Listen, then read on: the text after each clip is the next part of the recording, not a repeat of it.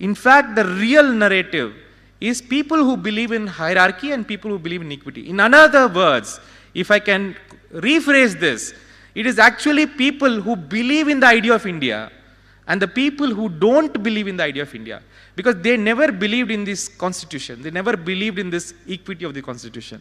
So I think the narrative that we should be talking about is whether you believe in this idea of India. Let me give you an example. Today in this hall, if I ask, how many of you are against RSS? Or how many of you are against any very strong, right wing? No, many of us will not raise our hands for the fear of being labeled as somebody who is a pro-Muslim or somebody who is an anti-Hindu.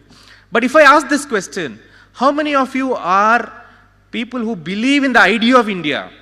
I think most of you will actually raise your hands. And really that is the fight. Whether you believe in the idea of India, then you are my side. If you don't believe in the idea of India, be it whatever religion, whatever, you are on the other side. Now, the real majority in this country is the people who believe in this idea of India. In fact, that's the fact. You can talk to anybody who is even a right-winger, but then after scratching this thing, he will say, after some time, he will understand that, yeah, it's required here. There are some Modi bugs who don't know why they are there actually. They themselves don't know. But then they are not that very bad people. But I think the narrative has to be India versus the people who don't believe in the idea of India. That articulation of the narrative, I think, will really change things. Third important thing is, I think fundamentally we have to understand, this is from history of many other places, that this can't be fought with anger, or neither this can be fought with sorrow. I know a lot of my friends who are absolutely troubled by whatever is happening. And many of you might also be the case. Whenever you talk to a common friend, they'll talk about these WhatsApp groups. Sir, when we were in college, this was something else. Now in this WhatsApp group, every day it is the same stuff. And then at some point you get so pissed off, you just go out and stay silently. Now, I don't think this can be fought with anger or sorrow. This has to be fought with a lot of laughter and celebration. In fact, we have to learn from others who have fought such hierarchical structures, especially women, I would say, in this country or take any place. Women fight oppression in a very different way. I think we have to learn a lot from how this has been. I am a perfect believer because I have seen the right wing in a very different context also. They'll be very happy if you fight with them. They'll be very happy if you are sad also, because that is both what they intend to do. But the moment you are happy, that is something which they cannot bear at all. It really troubles them, And especially when you're happy together, holding hands and celebrating, that's something they really don't want you to do, They want you to sweep the floors, they want you to be sad, they want you to sit in one side and cry. But they can't see you happy and celebrating, especially togetherness. I think if you have any intention of irritating them, do this. I keep doing it every time. And I have found great success in that. So the power of celebration has to happen. And what do we celebrate? I think for the last 50, 60 years, we have forgotten about things we need to celebrate. Like, I would say, this whole idea of us being together, so different. So I was from Tamil Nadu. I never knew any language than Tamil, especially Chennai Tamil is what I could speak. I could not speak the Chase Tamil also. But then I went to a college where we had students coming from every state. Then I started learning Hindi a little bit, of course with all these swear words. Then comes, I learned a little bit of Malayalam. Then I learned a little bit of Telugu also. But I never learned Kannada because a lot of my Karnataka friends were from Bangalore. They used to speak English. So I never learned Kannada. But I was very proud I knew all the three languages, But then look at what destiny. I got into the IAS, I got into Karnataka cadre. First day I was posted in a place called Mandya, where there is complete farmer base, Mandya farmers are this very ferocious farmers. They'll come with huge, power into your room and then they'll shout in very strong Kannada. But if you speak a little bit of Kannada to them, they are like this.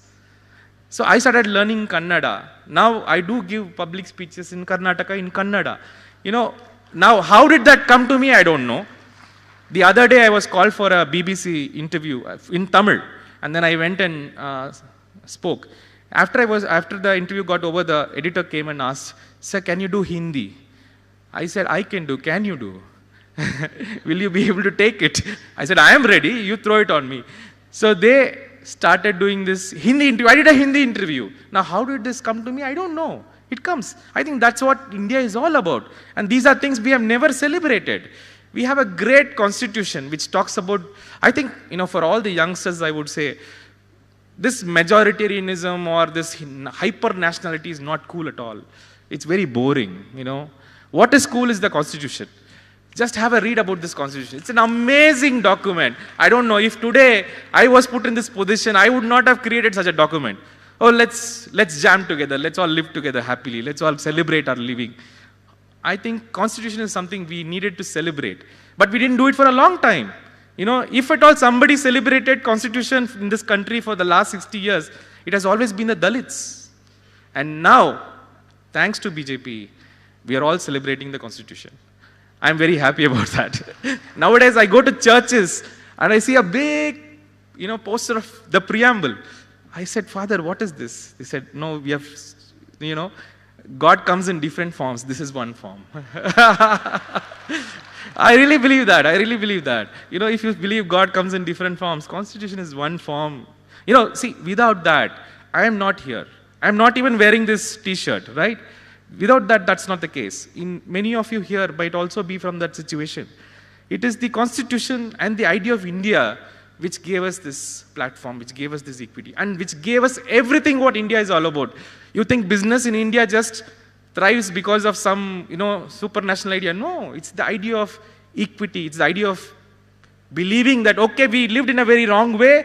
Let's forget all that. Let's change things. Let's create laws. That's what is sustaining India. When other countries which became independent with us, free with us, they didn't sustain even 10 years. And we have sustained so far only because of this constitutionalism, only because of this idea. And if we don't understand that, that is the problem. So I think these are cool things we needed to celebrate. We needed to celebrate differences. India is not a country which tolerates differences. It celebrates differences. In my mohalla, where I grew, we used to wait for Ramzan.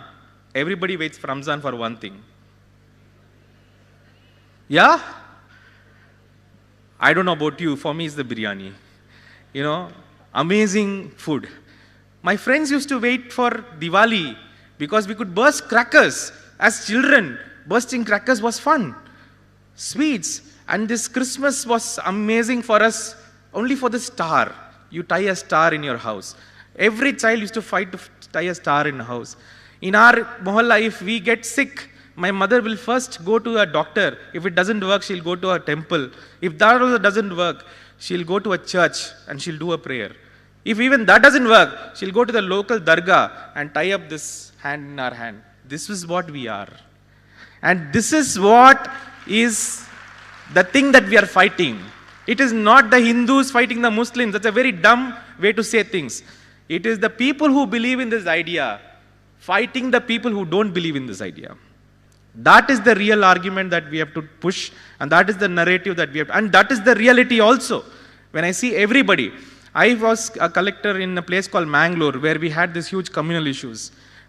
Even then, I couldn't see any Hindu fighting any Muslim anytime. It is only in the news and politics it's all done. Otherwise, there's nothing like that. So, this is something which we have to understand about the idea of celebration, being happy, celebrating, and enjoying. Then I certainly believe we have another X factor in this country, that is chaos. We are very beautifully chaotic. You go to the road outside or any bazaar, you bring anybody from the Western countries, they'll not make head or tail out of it. But we know how to make head or tail of it. So we can sustain chaos and still be very beautiful. And right-wingers cannot sustain chaos. They need order. They need uniformity. They need one nation, one election. They want one nation, one ration. One nation, one leader. One nation, one culture. One nation, one language. So increase the chaos inside. Don't become order. More chaos is required for India. Yeah. Raise the chaos in this place. Let's not go into any order. Right? And the last thing that I want to say is, please acknowledge the role of culture and art. I was a scientific guy. I thought science is going to save the world. After I got into civil service, I realized was the last thing I want to go near is science and logic. Let me go into art and culture, and that is what touches our emotions. I think for a long time, the educated crowd has not given due to poetry, not given due to emotions, culture. I think that is exactly the thing that we want to bring up. And finally, I would say, if they are a knife, don't become a knife yourself. You become the ocean. An ocean cannot be cut by a knife. You have to bring everybody together. You may not like some people, but then talk to them, bring them into your ocean. And they will be into your ocean. It's just that we have to try a little bit more, but we can only do that if we are fundamentally happy ourselves, and we celebrate, and we don't become angry and sad. So with this, I'll conclude. Let's create chaos in this country. Let's break this order, and I will guarantee you, we will also win elections. Thank you.